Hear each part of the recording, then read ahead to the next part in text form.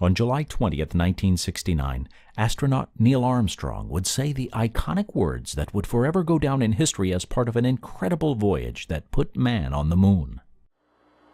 It's one small step for man, one giant leap for mankind. And a large part of that iconic voyage would not have happened without the help from one city.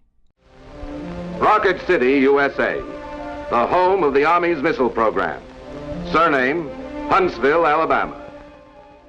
I'm gonna rock it to the moon. I'm gonna rock it to the moon. I'm gonna rock it to the moon. Being in Huntsville during that time period, they were doing a lot of testing of the rockets. You could feel the ground move and shake. It's the foundation of the entire U.S. space program here. If Huntsville hadn't got us off and kick-started us, we'd probably still be way back in the past. Huntsville helped push America in the space race and to the moon, and by doing so became a magnet for engineering and aviation talent.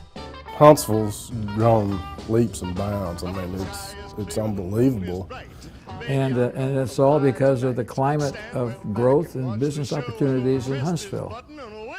That climate would be the fuel where some 50 years later, Huntsville could become a major player in the defense, aviation, and space industries, as well as be a place where people and businesses could thrive. Today, Huntsville's success is undeniable, but a few generations ago, it was a small cotton town and was seen as an unlikely place for space and missile research. In the early 1940s, the U.S. War Department purchased land for 3 plants: Huntsville Arsenal, Redstone Ordnance Plant, and the Huntsville Chemical Warfare Depot. These 3 facilities manufactured and stored chemicals and munitions for World War II. With the Allies' victory and the war effort ramping down, soon much of the arsenal was unused and designated to be put up for sale in 1949. Suddenly, the sale was canceled thanks to the intervention of 3 men: Senator John Sparkman, a Huntsville resident trying to bring military business back to North Alabama; General Holger Toftoy, one of the main proponents of Operation Paperclip; and the leading scientist from Toftoy's operation, Wernher von Braun. When Dr. von Braun and his team came to Huntsville in 1950, they worked for the ABMA. And then when it was transferred to NASA, they all transferred over to NASA. And he found this unused Army arsenal that had been shut down after the Second World War. And it was a magic thing that came together. The rolling hills around Huntsville reminded him of his native Silesia. And we have this nice river called the Tennessee River that's able to transport really big cargo up and down the river. So it was a marriage made in heaven. It came together. The community welcomed the German scientists with open arms. Now, you recall that this is not long after the Second World War, where we were deadly enemies.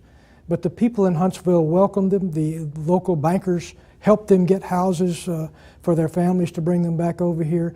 And the rest, they say, is history. And Huntsville welcomed the Germans.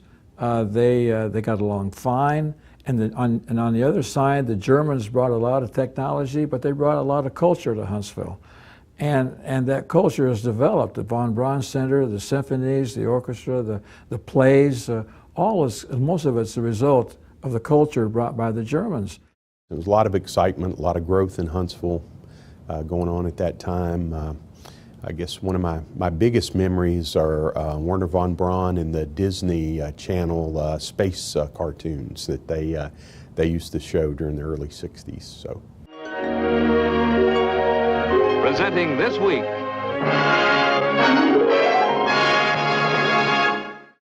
One of the popular attractions here is our simulated rocket trip around the moon. Here to reveal a plan for a trip around the moon is the Chief of the Guided Missile Development at the United States Army's Redstone Arsenal, Dr. Wernher von Braun. A voyage around the moon must be made in 2 phases. A rocket ship taking off from the Earth's surface will use almost all the fuel it can carry just to attain a speed great enough to balance the pull of gravity. The 1960s was the watershed decade for Huntsville and Redstone Arsenal. NASA's creation in 1958 led to all of the Army's space-related activities being transferred to Marshall Space Flight Center by 1960. Dr. von Braun was named its first director, and just 9 years later, NASA would successfully land on the moon.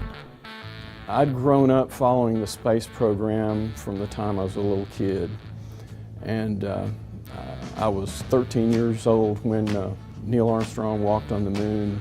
I was glued to the TV every time there was a launch, every time there was something going on. I remember the first time the Apollo astronauts orbited the moon. It was important to me, and so when I got a chance to take a job working on the space program, that was kind of like a little boy's dream. That Sunday night on July 20th, 1969, I was like 200 million people around the world watching the television of Neil Armstrong, shadowy figure climbing down that ladder and put a step on the moon. And at that moment, I thought, boy, it must be neat to be an astronaut. Well, I was in my early 30s. And I thought, well, it'd be neat to be a pilot. So the very next weekend, I went out and signed up for flying lessons. But that was a big inspiration to me. So 1969, I was in front of a black and white TV set, watching the lunar landing just like any other American was at that time. You never kind of put in perspective that sometimes, somehow, you were going to be part of that. I didn't know who Dr. von Braun was. I didn't know that the program was developed here in Huntsville. I'm just a kid, I'm a child. Fast forward, when I'm in high school, we were doing a research project, and the project was about the Skylab.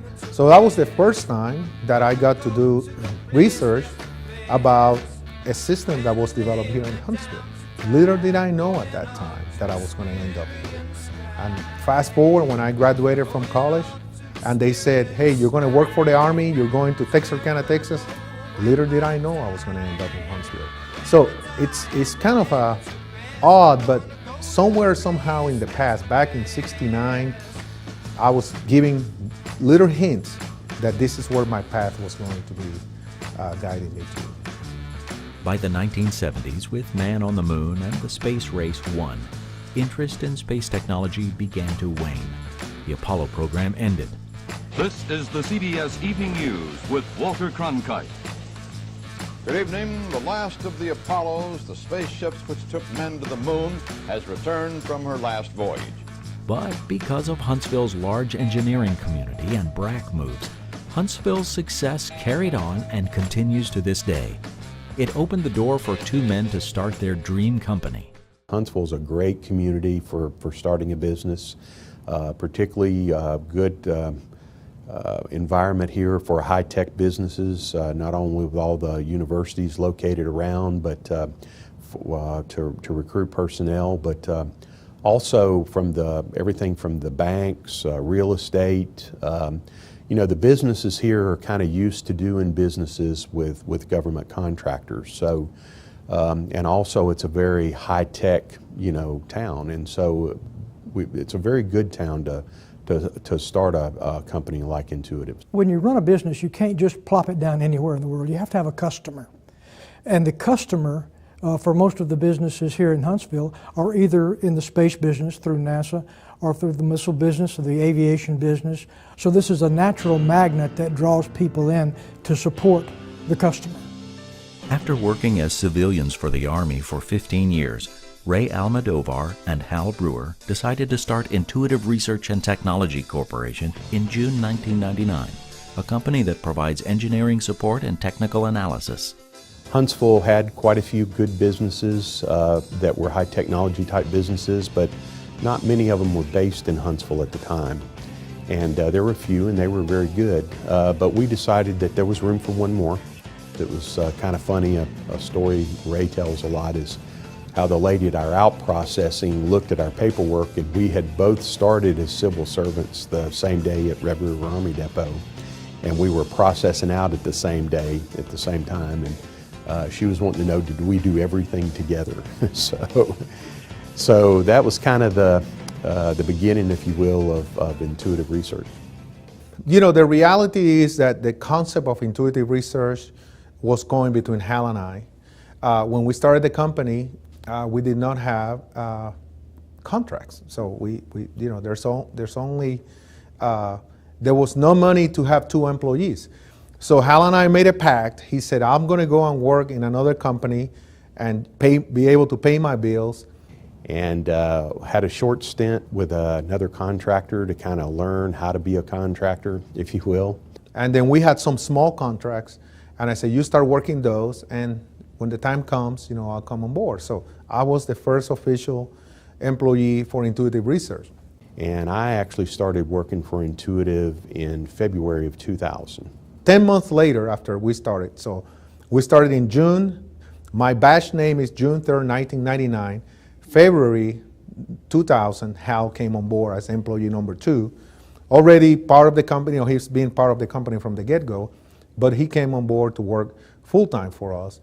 And we just slowly grew. Kind of the story, you hire 2 people, 4 people, 8 people, and just before you know it, we're here in 2016 and we have about 350 employees. And it's been great, had a lot of fun doing it. No other person you'd rather work for than Hal and Ray Almodovar. They've always stayed committed to what they saw as a business model, no matter what. And when they decided to quit their jobs and start their own company, we knew, having worked with Hal a little bit, we knew that it was going to be successful. One of the owners, Hal Brewer, initially came to Ray Kendall and I about, I guess, a year before I started here. He said, in about a year, I'd like for you and Ray to come work for us. And we both looked at each other and said, yeah, that'd be great.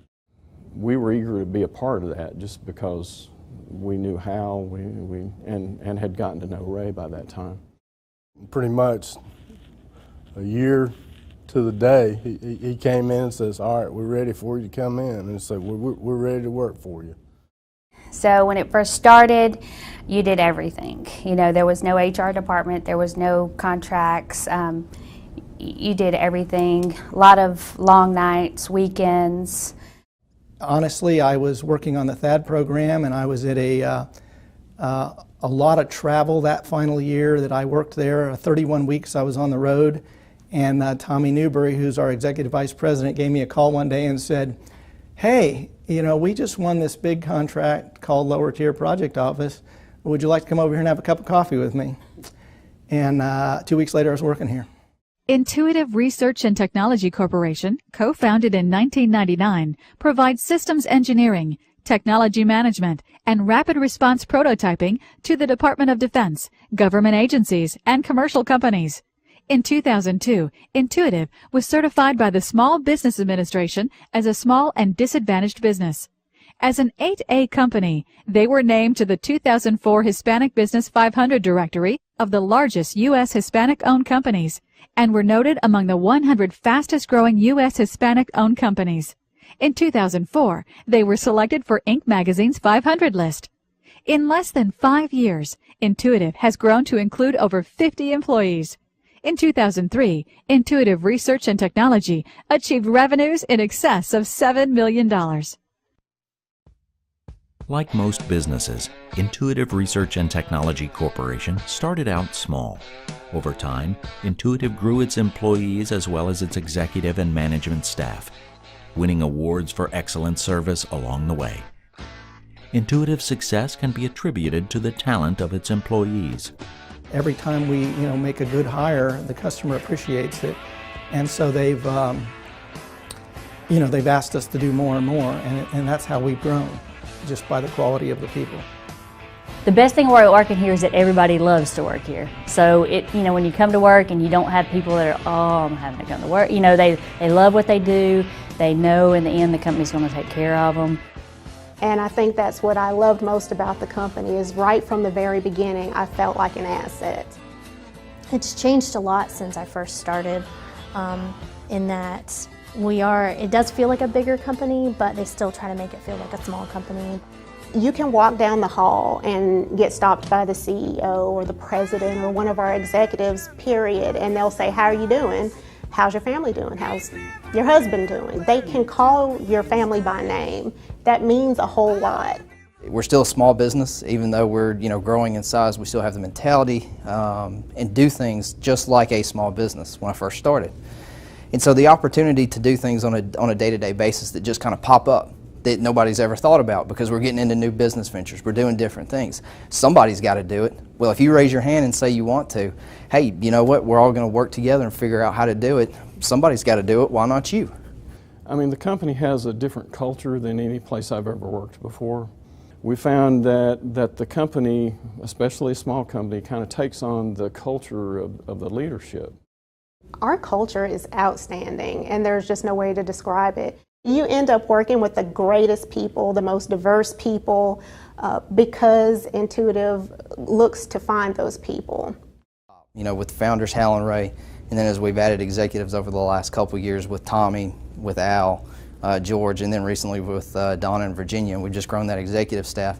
We haven't lost any of the, the ethics, the thoughts, kind of the mindset of how we do business. And it passes down through the organization to us as employees. We're very big on outreach, doing things to help the community, help the less fortunate, especially around the holidays, but really all year round. That's a direct reflection of who they are. I'm working side by side with these guys and girls on Redstone Arsenal that love their company. And I was with a company where I didn't really care if a big fish bought the little fish.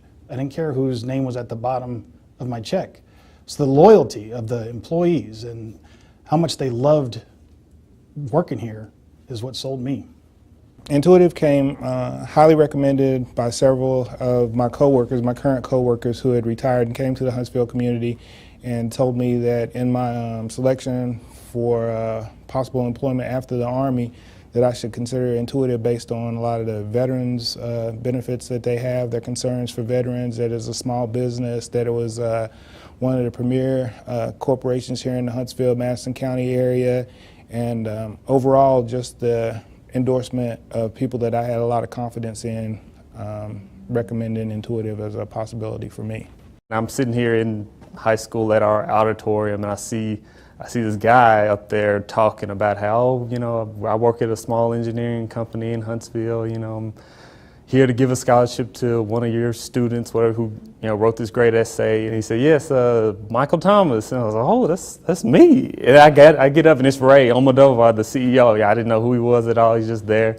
Go up, shake his hand. He's obviously a very nice guy.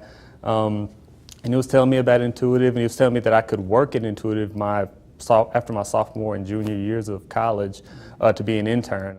I get to do new things every single day. I'm an electrical engineer, so I get to work on various projects. I'm on a LED project right now, working with things that I never went to school for, things I have the opportunity to work with, so I get to learn from great mentors. I get to work with great employees, great people here. Huntsville's rich history with the military and defense industry also plays a key part at Intuitive. Retired military personnel make up an integral component of Intuitive staff.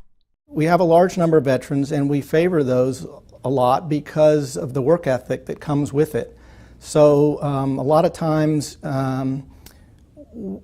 we see that the attitude and the schedule and the rigor that goes into military life applies to the things we do, especially since we have a lot of government contracts and we work on a lot of government projects.